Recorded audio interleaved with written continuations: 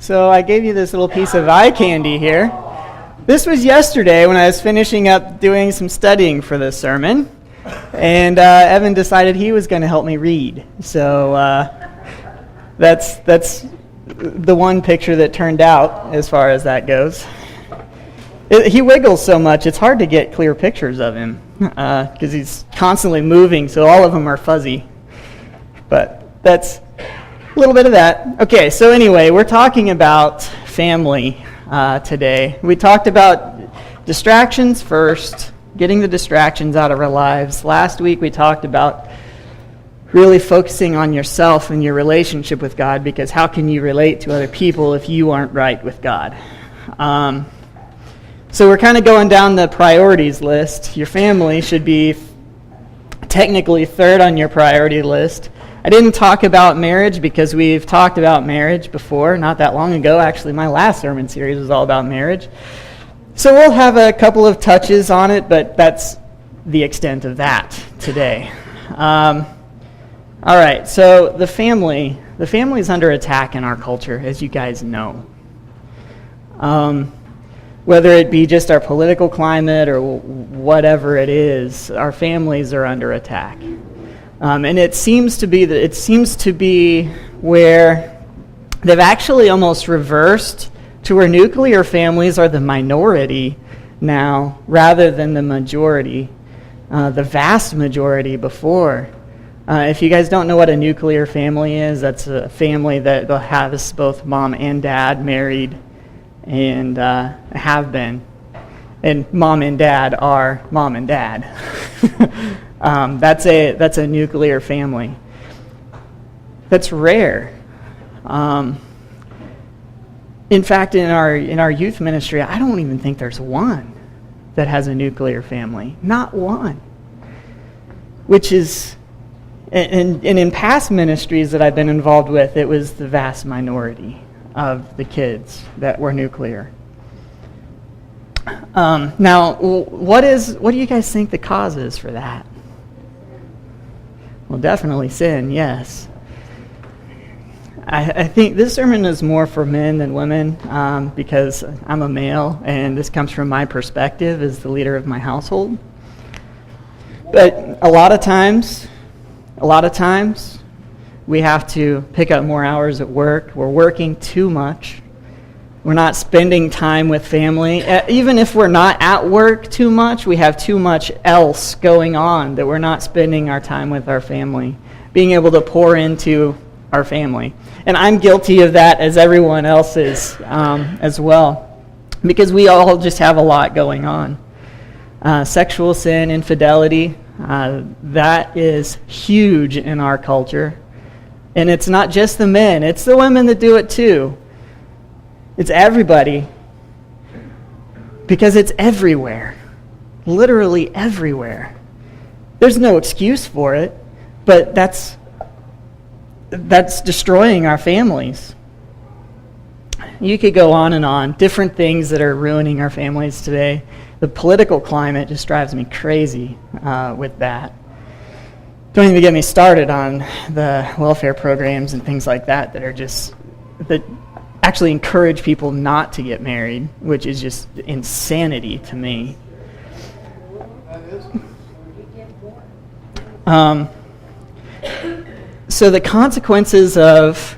what do you think the consequences of men particularly not focusing on family, not focusing on their relationship and that ministry to their family? In the pastor world, they always talk about, in different trainings and whatnot, we always talk about the first ministry is to your family. And that goes for everybody, not just pastors. Pastors have a tendency to forget sometimes that their first ministry is to their family. Their most important ministry is to their family. But we all tend to do that too at times. And what are the consequences of that neglect? A high divorce rate, much higher than it should be, much higher than it should be. Single parents, more and more common, obviously because of this divorce rate, but also because of sexual infidelity outside of marriage. Children need structure, and we're not giving it to them. They need lots of structure. They want structure. Whether they say they do or not, they want it. They need it. But we're not giving it to them.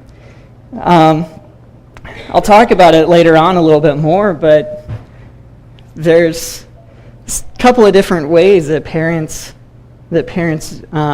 raise their kids, and 3 of the 4 of them are very destructive towards the children. And we'll talk about it later on. And what are the consequences? Some more consequences of neglecting. Children act out because they're not structured.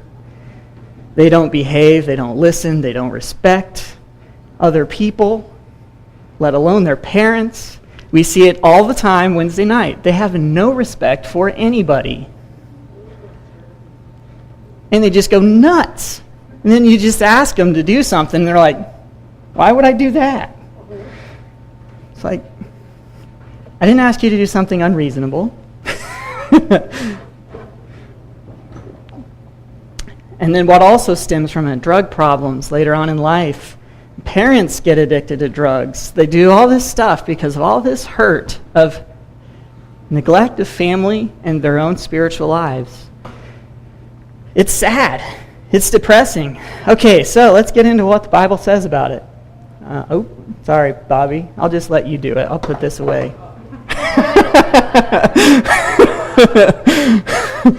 All right, Deuteronomy 6. Let's read this together. Verses 2 through 9. These are the commands, decrees, and laws the Lord your God directed me to teach you to observe in the land that you are crossing the Jordan to possess.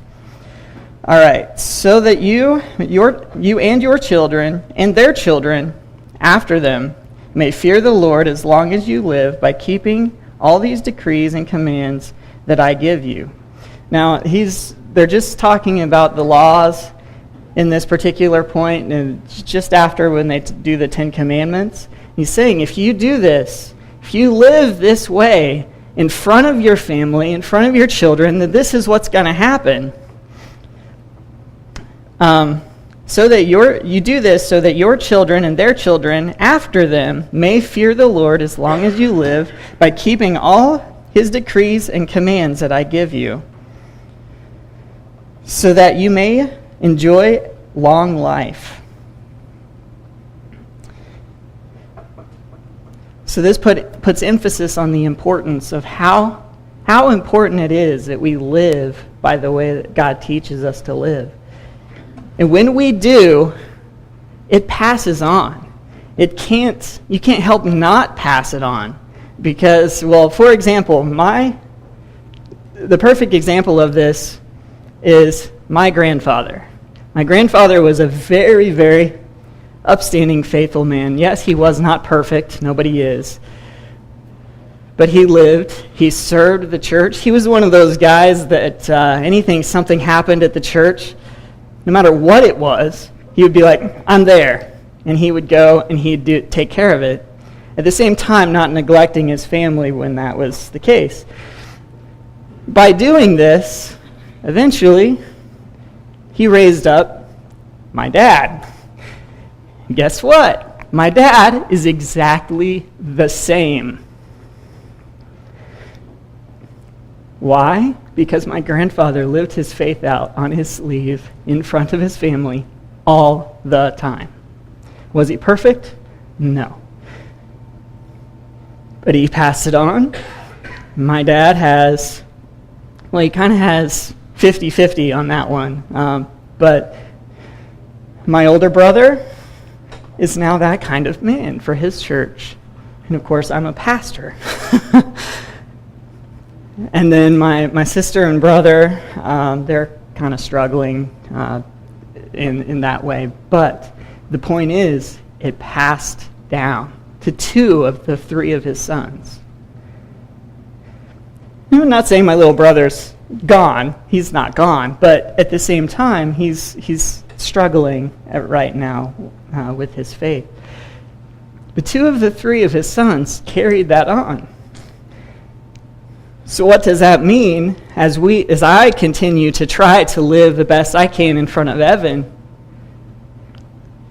There's a chance that it won't sink in till he's older, because one thing that's interesting, both me and my older brother, have come to the point where we realize how right our parents actually are. It took until we got our own jobs and moved out of the house, but we realized how right our parents actually were. And it's amazing when that happens, because you see your parents a lot differently then. And it does eventually happen, but my younger brother hasn't moved out of the house yet, so he hasn't figured that out yet. So, moving on. All right, verse 3. Hear, O Israel, and be careful to obey, so that it may go well with you, and that you may increase greatly in the land of flowing milk and honey, just as the Lord, the God of your ancestors, has promised you. Okay, so this is where he's talking about work, I think. He's talking about work. He says when you're focusing on your relationship with God and you're focusing on your family, He won't let you starve. That's a promise that He's made to you. If you're working hard and you're focusing on what you need to be focusing on, you will not starve. God will take care of you. This is a lesson that's difficult for me because, let me tell you, when you have a good month in sales, it is nice. When you have a bad month in sales, it's not so nice. And Bobby, you can relate, I'm sure, right? But the thing is, me staying after work doesn't really affect that at all, hardly. When 5 o'clock hits, if I'm working with a customer, I'm not going to leave them. Say, hey, sorry, clock, I'm done, bye, see you later. But I don't make it a habit to stay, to make cold calls or whatever 4 hours after 5 o'clock. Some people do, and some people would.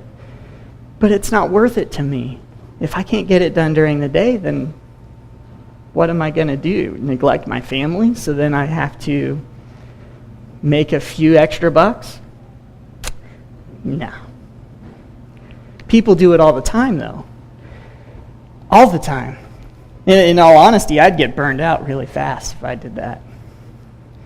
And then I'm not good for anything. But the point is, if we're working hard, we're serving God the way that we need to serve God, God will take care of us financially. And, Dave Ramsey talks about a little bit. He says, he actually talks about because he worked in real estate for a long time before he started his business, and he said he would always try to out-earn his stupidity. And let's be honest, we all do that. We try to out-earn our stupidity. So instead of worrying about making that extra $25 on commission from an auto policy that you sold, spending 4 hours after work, that $25 isn't worth it. It's really not. So, so don't neglect the family. God will take care of it. And if you have to adjust your budget, guess what? You should be adjusting your budget anyway and planning for what's most important to you, because where our money is, our hearts are also. So we don't need to be throwing it away on random stuff that we don't need. Now, it's okay to get something every once in a while, but just don't make it a habit. All right, verse 4. Hear, O Israel, Lord our God, the Lord is one. Love the Lord with all your heart, Love the Lord your God with all your heart, with all your soul, with all your strength. Okay, that's a very famous verse that we never look into that much. All. The word all is very important there. All. We don't give all It's just a reality. We don't. We don't give all of our heart, all of our mind, all of our strength to the Lord. And guess what would happen if we did? A lot. God would change who we are. Now, this is written before Christ, but it's true now as it was then. These commandments I give you today are to be on your hearts. Impress them on your children. Talk about them. Sit at home. And when you are, talk about them when you sit at home and when you walk along the road, when you lie down, and when you get up. Tie them as symbols on your hands and bind them on your foreheads. Write them on your door frames of your houses and your gates. So this is literally, it says impress them on your children, and then it tells you how. Make it your life. It's not complicated. It just says make it your life. So when your kids see you, they see that you are loving the Lord your God with all your mind, heart, and soul. It's not complicated. You just live it. It's exactly what my grandfather did. That's exactly what my father did. And guess what? He got fruit out of it from 2 of the 4 of his kids. And again, not to say that the other 2 are lost causes, because they just are taking their time. So the point, and this is multi-generational, guys. The stuff you can pass. We always talk about leaving a legacy. Dave Ramsey actually has a course called Leaving a Legacy. And it's like the follow-up to Financial Peace University. So after the debt's gone, you have your emergency fund, then what? That's what living a legacy is about. Now, living the true legacy has nothing to do with money. But if you are leaving a legacy of God, then you're probably going to leave quite a bit of money. Because if you're living totally for God, then you're going to be saving and preparing and doing all the things financially smart that it talks about in Proverbs. But that's not what we're talking about. We're talking about our spiritual legacy. You can leave a spiritual legacy.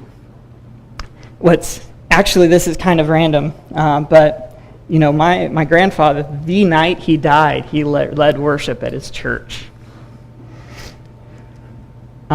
He went home, went to bed, and it just never woke up.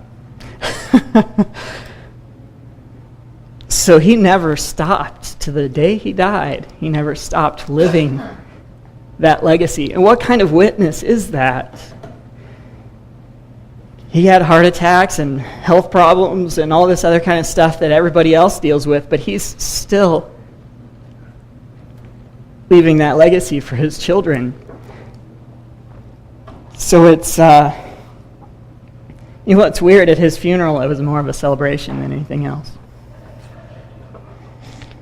Telling jokes and stories, because we weren't worried, we'll see him again.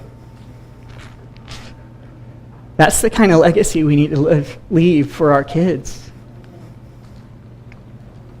So at our funeral, our kids are up there joking and telling fun stories about us instead of,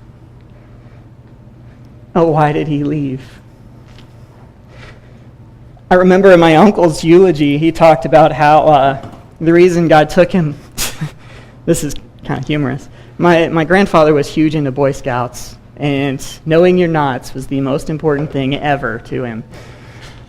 And my uncle, in his eulogy, he said God probably needed him to tie down something up there, and that's why he took him. But in all reality, he took him because it was time for him to go home. And we'll see him again, so we weren't worried about it. So his funeral is more of a celebration of his life and a remembrance of his life rather than focusing on his death. Okay, so then the different ways that we need to teach our kids. You teach them through example. You teach them through your heart motives. Instead of getting all bent out of shape about what they do, you got to figure out why they do it. Why do you do something? You have to focus on the why, and then you can fix the real problem. Because fixing the surface problems really isn't the issue. You have to fix their heart. God focuses on our hearts. So why are we not focusing on our kids' hearts? And it's amazing the difference. And that's verses 7 and 9. Teach them through instruction. Obviously, you want to teach them. Teach them the word. Pray at dinner. Live in front of them. And then catch them at their teachable moments. It's funny. It's funny when training my dog, okay? They always say, when you catch them doing something that you want them to do, then you praise them for it. Catching them when they're doing something wrong, you ignore them for it. Because dogs in particular, not so much cats, but dogs in particular, they want nothing more than your attention. This is also true for your children. They want nothing more than your attention. So if they're doing something wrong, make them go somewhere and sit in the corner, because they want your attention. And catch them in those moments. Why do we not do this? And try to help them understand why, instead of just saying no. Because they don't always understand why they can't do something. Why can't they do something? I mean, Abby's probably this age, and I can't speak of this quite yet because Evan's not to the point where she's going to be asking. But, kids, especially little kids, they ask why, every 5 minutes. And sometimes they'll ask why, you give them an answer, and they'll ask why. They'll just keep going. Because their hearts are curious on why do you do this? We have to be willing to teach them and catch them in those teachable moments. It's like, this is why you don't do that, because this is why you don't touch the stove, because you get burnt.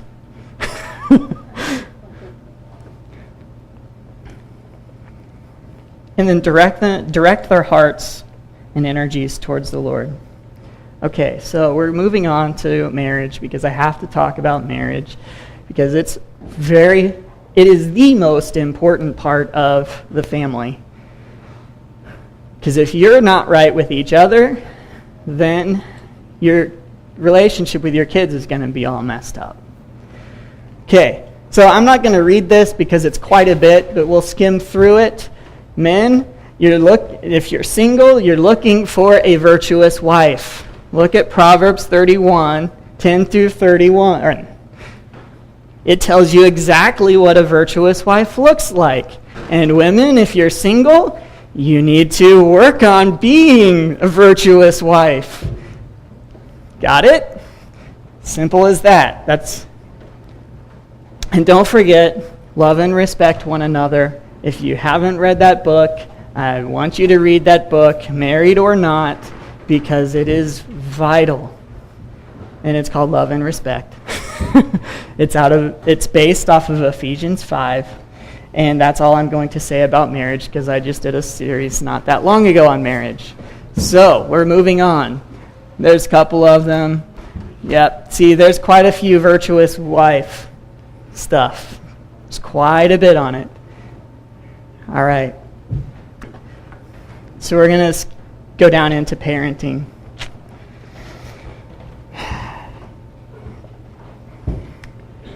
Parenting, I'm just getting into parenting, so this is kind of new for me.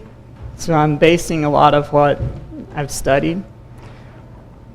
And we're going backwards. My notes talk about go beyond what they do. Matthew 15:8, as you can see here. These people honor me with their lips, but their hearts are far from me. So you have to focus on their hearts. Focus on your kids' hearts. What's most important to your kids? They want your attention. They want your attention. When they don't get your attention, they act out and they get attention in bad ways. When they have your attention, when they have enough of your attention and your love, then most of the time, they're pretty good and they'll respect others. But you have to instill it in them. You have to. No one else will, because no one else is with them enough. It's funny there's a church in I don't know. It's up in Du Bois, PA. It's a Church of God church plant, and they have really nice facility and really nice children's room and all this stuff. But there's a hallway that goes down to the children's wing, and there's a bunch of those ball pit balls. I'm surprised they even still make those, but they have just thousands of these ball pit balls, and they're lined the entire hallway. And then you get down, and there's about a 6x6 one that's a different color, and then there's one that's a little bag, and it's a different color as well. We'll just say yellow, red, and green, okay? The yellow ones that go all the hallway is the time that the influence of the parents is important. Is a time that you have with your kids to influence them. Each ball represents an hour, and there's thousands of them running the hallway. And then the 6x6 foot one with the orange balls represents the time the school teachers have to influence your children. And the last one, the one with like 10 balls in it, the little bag, is the amount of time in a year that the church has to influence their children. What does this tell us? It's an illustration that you can't rely on the church to do your job for you. You can't rely on the school to do your job for you. You have to teach your kids. You have to teach your kids history. You have to teach your kids math. You have to teach them. You have to teach them. You have to teach them the glories of God. Otherwise, they're not going to learn it. Just a fact of life. You have to teach them that God is where their heart should be. Because nobody else has the time to do it for you.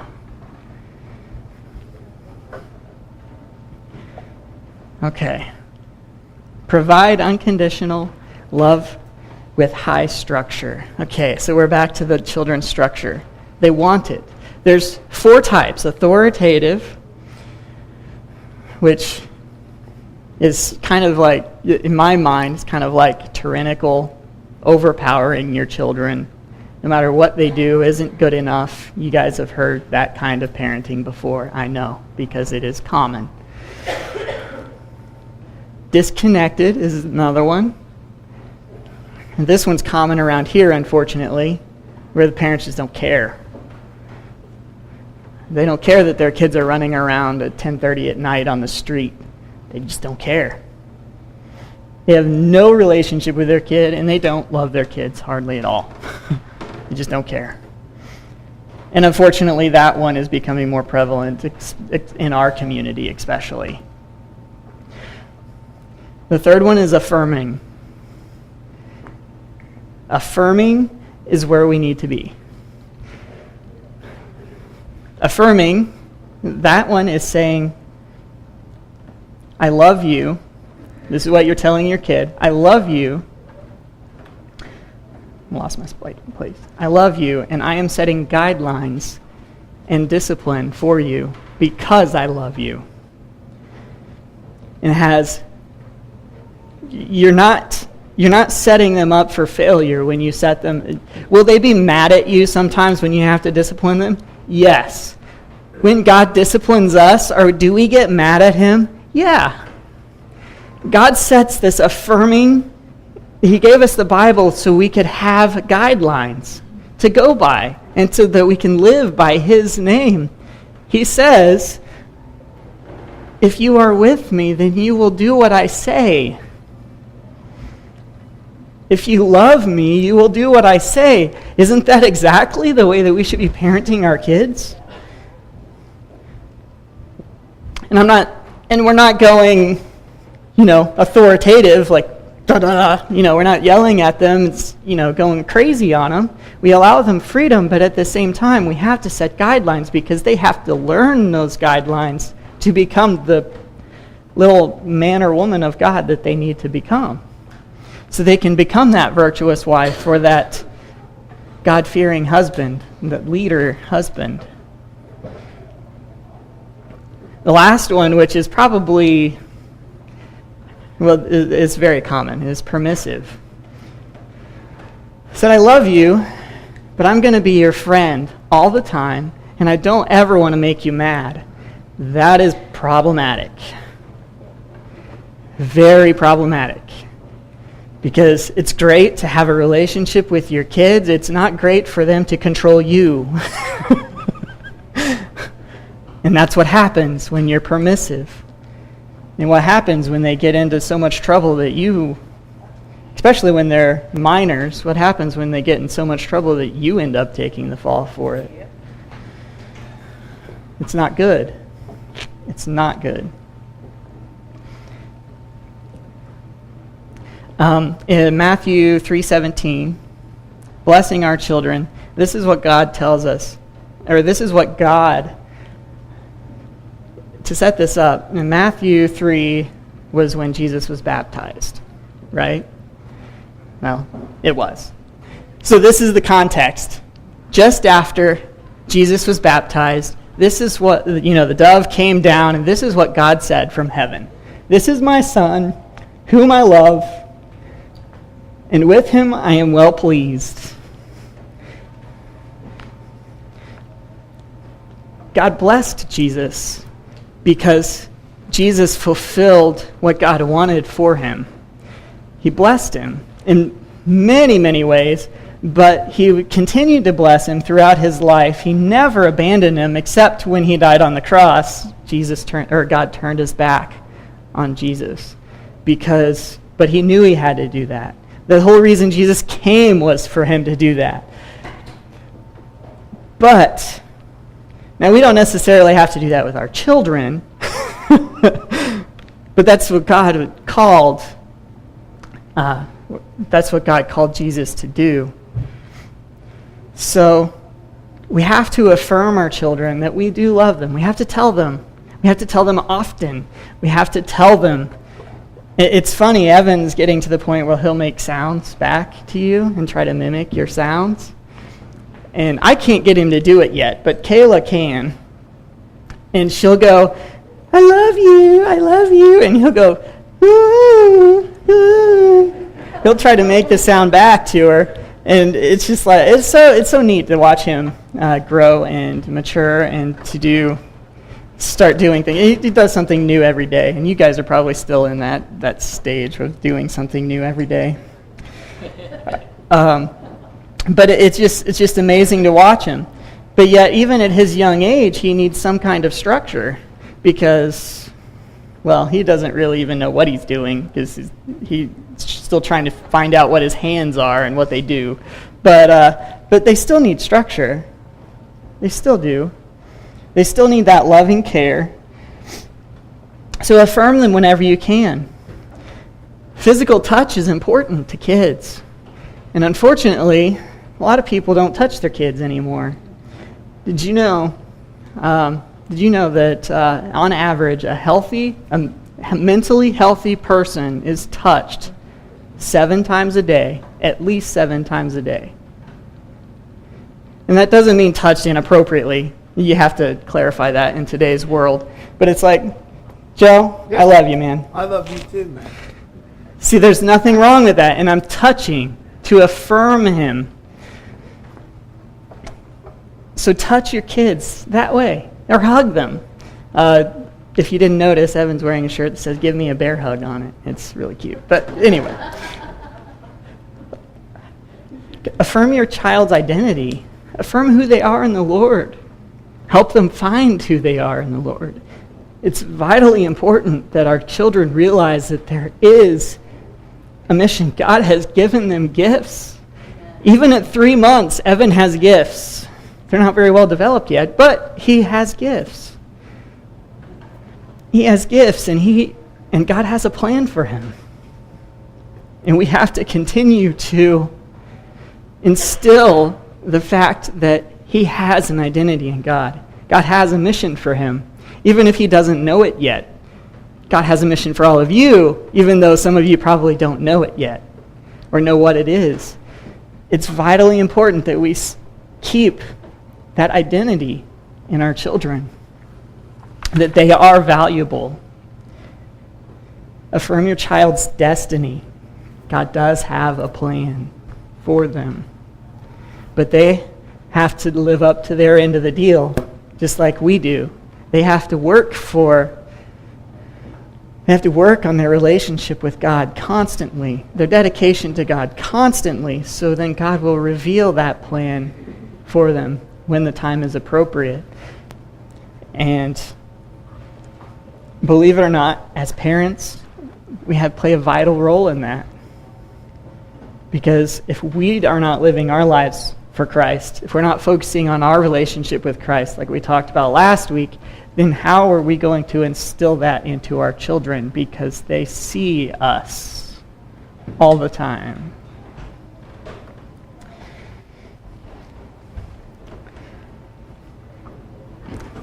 The last thing, in conclusion, we're going to read 1 Timothy chapter 3. We're going to read a little bit, and I'm just going to let Paul do the talking. I probably won't even have a comment afterwards. We're just going to let Paul do the talking.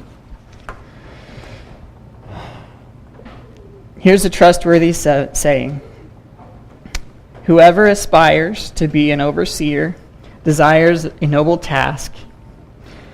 Now the overseer, to set this up for you, Paul is teaching Timothy how to set up the leadership of the church. So when he's talking about overseers and elders, that's what he's talking about. But this is ultimately what we should be doing, okay? We should be setting our kids up for to be this type of person. Okay, whoever aspires to be an overseer desires a noble task. Now the overseer is above reproach, faithful to his wife, temperate, self-controlled, respectable, hospitable, able to teach, not given into drunkenness, not violent, but gentle, not quarrelsome, not a lover of money. He must manage his own family well and see that his children obey him.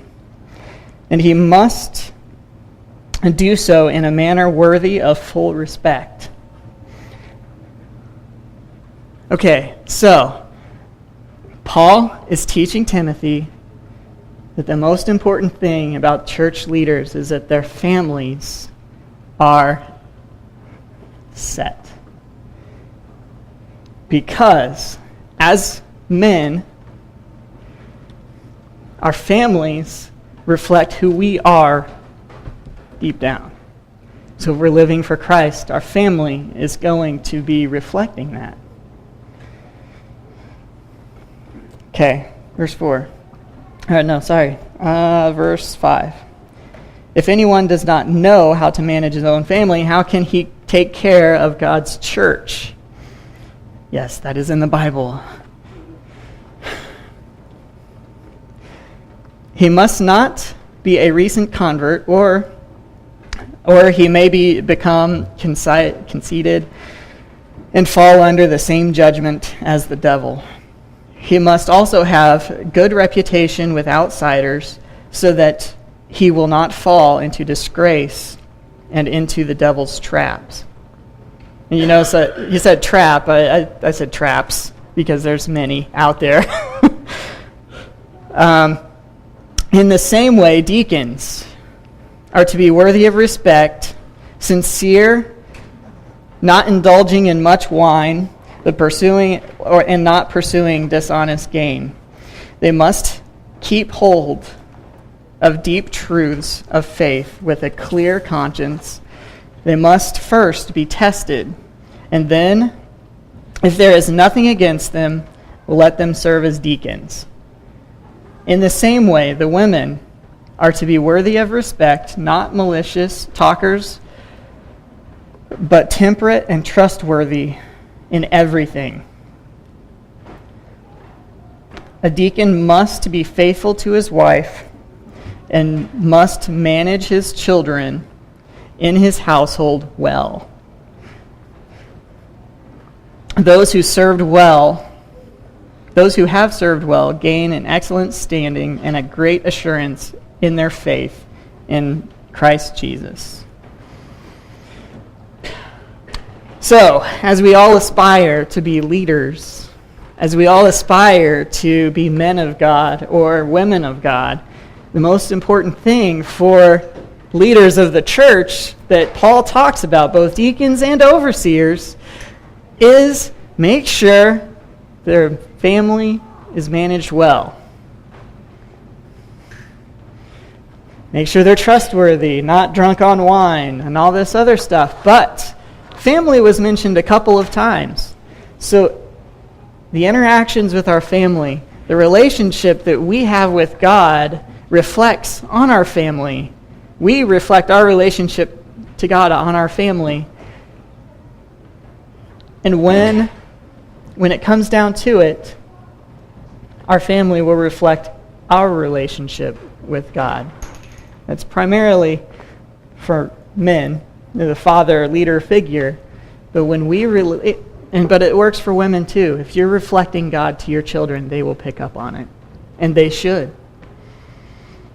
There's no way they can't pick up on it, because if you're living the structured life that God has given us, then there's going to be a different you, and your children will know. Let's pray. God, we thank you so much for your word. We thank you that how important it is for us to live life's challenges. We thank you for those challenges, God, and we thank you that your face can be shown in our interactions with those challenges. I pray for each individual person, whether a parent, whether single, whether not, whether just here, wanting to learn more about you. Lift up every single one of them that they may reflect your light to the most important ministry, their own family. Help us to focus on what's important. Get rid of the distractions. Focus on our own relationship with God, and then also focus on our family's relationship with God. Because as adults, we are responsible for leading our family to you. Help us to do that. If we are struggling with that, help us to find help. We love you. We thank you for all you do. And in your name we pray. Amen.